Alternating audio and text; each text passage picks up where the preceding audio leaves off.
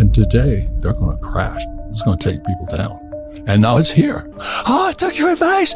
I bought a house. I'm going to make some money. I said, at the top of the frickin' market, don't listen to your stupid real estate agent who tells you that, oh, the price of real estate always goes up, because it doesn't.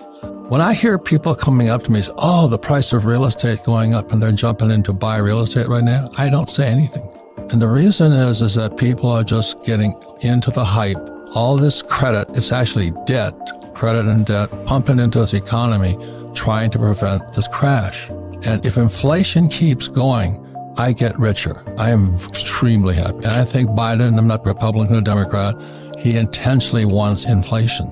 That's why he shut down the XL pipeline. That's why he stopped drilling to get oil prices up. When oil prices go up, you know, all these truckers in Ottawa screaming they can't get food to the table and all this, prices of food go up. Inflation keeps going up regardless of what's going on, just because the policies shutting down the XL pipeline, stopping drilling of oil, so the price of oil goes up. I watch all this, and meanwhile, these people are jumping out and buying real estate like there's no tomorrow, and I can't even talk to them. We're on a turning point. But please understand, ladies and gentlemen, inflation makes the rich extremely rich. The middle class will pay higher taxes, and the poor will get poor because they're the ones who can't afford that $25 Wagyu steak that my friends are selling. So that's why we're on the biggest critical turning points, and that's why I don't know how many years ago when I walked past Richard's book and Borders, and it says the dollar crisis.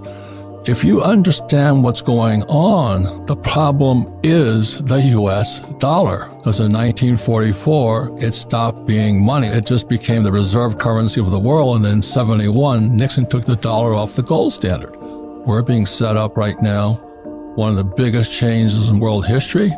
And so, oh, I bought a property. What do you think? I can't even talk to him. Because this, to me, is 2007 all over again. And then the repo market collapsed. 2008, the market collapsed. And back in 2008, this guy named Bernanke, I believe it was, could print money. And this is where we are today. You've got to wake up, ladies and gentlemen, because otherwise you're just this stupid little hog just driving to slaughter. So America is we're at, not just America, we're one of the biggest turning points in world history. And like there was Rockefeller, one of those guys said is, when shoeshine boys are giving you stock tips, time to get out. And I was in Safeway the other night, and these people are coming up to me, I did what you said, I did what you said, I bought a rental property.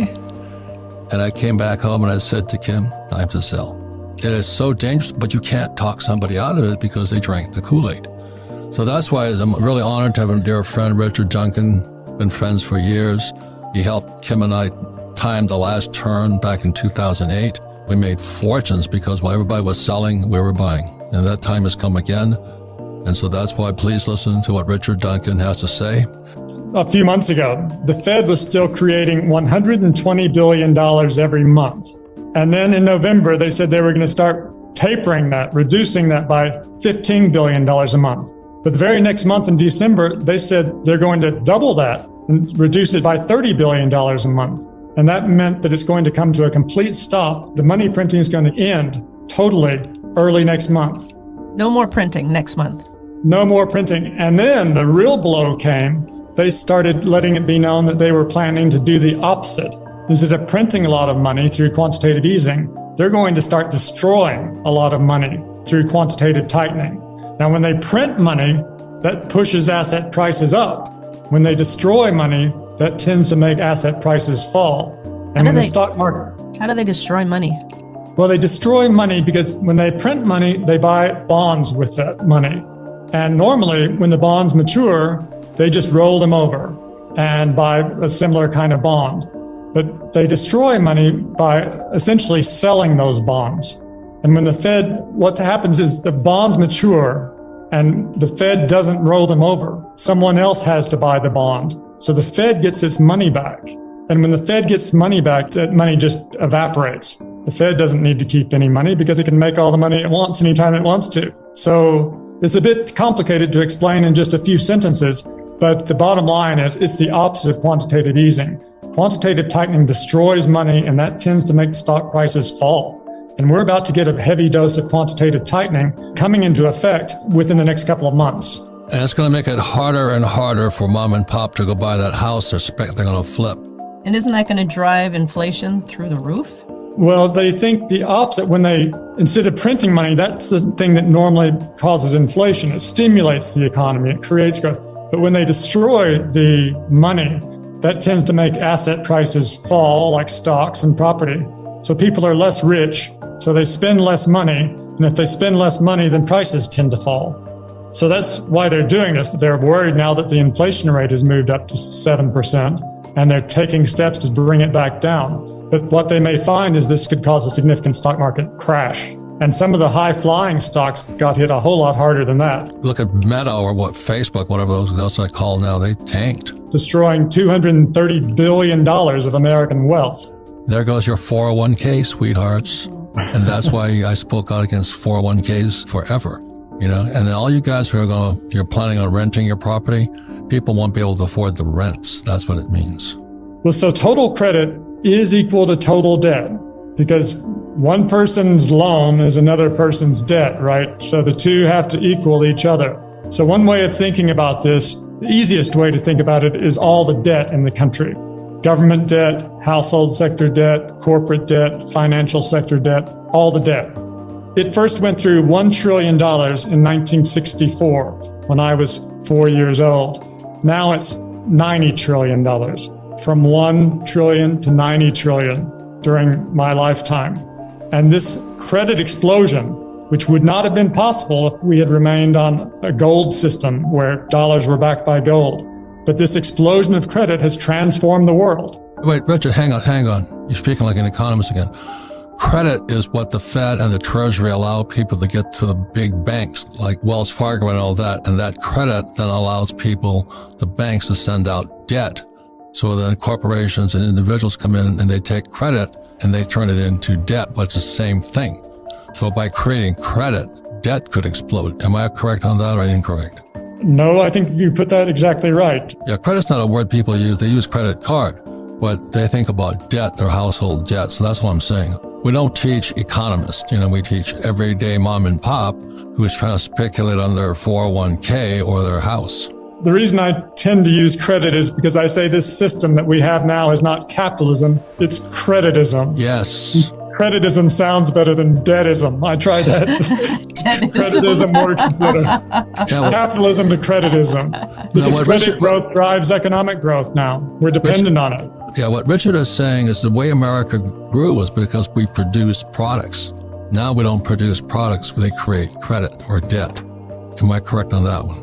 That's right. Instead of our economy being driven by investment and savings, as it used to be, it's now driven by credit creation and consumption, and more credit creation and consumption. And that's been great. The problem is it requires credit growth to survive. If credit contracts, we have a depression. And that has made us dependent now on government borrowing and government spending to keep us out of depression. So if you're going to buy, I don't know how many people, I took your advice. I bought a house. I'm going to make some money. I said, at the top of the frickin' market?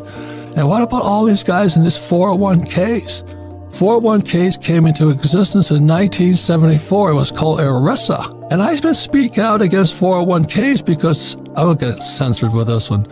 But 401ks are like a condom. It gives you a false sense of security while you're being screwed. Do you know what I mean? And if this market crashes, when they raise these interest rates, if they do, your 401k turns to 201k. Just as you get ready to retire, all you old guys like me, hear what I'm saying? If they raise interest rates because they're going to stop inflation, your 401k may be toast. I'm not saying it's going to happen. Or if you're a millennial and you got mom and dad who are living in La La Land with their 2 401ks, you might be in serious trouble. A very important subject. And the subject is real estate, basically. It's important simply because it's real estate. Parts of it are in serious trouble right now. But when things are bad, also there's good opportunities for things. How many places in the world have we gone to? It's been all over the place. Yeah, we travel the world. We're talking about real estate because, number one, real estate uses debt. And you may or may not know this, but the U.S. dollar is debt. In other words, money cannot exist unless somebody borrows it. And so all these guys, our friend Dave Ramsey always says, live debt free. I go, you got to be crazy. But I want to back Dave up. If you don't know how to handle debt, definitely live debt free. Right, Kenny? Yes, that's right. I agree. If you don't know what money is and how to use it, then he's right on. I met Dave at a restaurant up the street here, and he's a great guy. And his advice for most people is cut up your credit cards, get out of debt and all this. But Kenny, what's happening in the real estate market today as interest rates go up and all this stuff? I just heard Richard Fisher, the Dallas Fed chairman, he said a unit, I could be wrong on the numbers, 3,500 units. One apartment complex went down. Well, that's a lot of property. And Blackstone defaulted on debt in New York on a set of buildings. I call it, we're in the first inning. And I'm afraid it's going to get worse. You don't have to be afraid about that. It's happening already. It's definitely happening. The issue this year and next year is going to be what we call maturing debt that's maturing. Another thing to understand is different types of real estate. Some of the worst properties are the darlings called office buildings. Everybody thought, I'm going to own an office building in Manhattan and all this. And today, they're going to crash. It's going to take people down. I just read an article today, Robert, that the cities and counties are actually throwing money at developers to convert office buildings into apartments. They already know that those buildings, those office buildings, are going to be eyesores at some point. I was a student of Dr. R. Buckminster Fuller. We call him the friendly genius. John Denver called him the grandfather of the future because he's a futurist. And years ago in the 80s, I heard him say office buildings will someday be homes for homeless people. I went, what? That was sacrilegious for me back then. And now it's here. That's quite a prediction too. That was how long ago was that, 50 years? 50 years ago. I'm listening to this guy who says office buildings will soon be homeless shelters. And you look at the number of homeless is exploding. I don't want to be an owner of a homeless shelter, as you know. It's either going to be the worst of times for real estate or the best of times, right? The reason living debt-free makes no sense simply because the fiat currency called the US dollar, the yen, the peso, the euro, they're debt. They're instruments of debt, like a bond is an instrument of debt. And that's why Dave Ramsey said living debt-free, it kind of goes contraindicative. How can that be if it's debt? But the good thing about debt is it's debt. And on top of that, the more debt you use, the less tax you pay. It's not obvious to a lot of people. Just do what the Fed's doing. Yeah, it's the strangest markets. We're in serious, world economy's in serious trouble, but it's also a great opportunity time. We use debt all the time, 100% debt. And I tell you, it is a game of debt. We're borrowing at less than inflation. So that's when we talk about money, that's how you do it. And a good thing too is the amateurs are now floating to the surface, as they say. I feel terrible for people because people come up to me and they go, oh, I took your advice. I bought real estate. I'm going, holy moly. Real estate's not like a stock. You don't just buy real estate like you buy Apple. The difference is if you buy Apple stock, and let's say it's $10 and it goes down to $6, you can get out of it really quickly. But with real estate, it's not that liquid. And that's why you've got to be smarter.